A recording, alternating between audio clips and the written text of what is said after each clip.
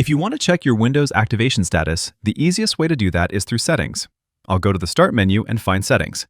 Or you can hold down the Windows key and press I to open Settings directly. Then we're going to tap on System on the left side and scroll all the way down to where it says Activation.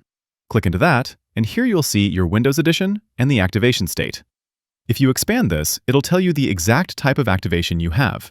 First, up here, it'll tell you whether it's active or not active. And then down here, it'll show whether Windows is activated with a digital license or a digital license linked to your Microsoft account.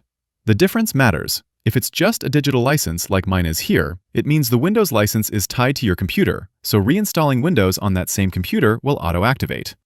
If it says it's a digital license linked to your Microsoft account, that makes it easier to transfer the license if you ever switch to a new computer, since the activation is tied to your account, not the hardware itself.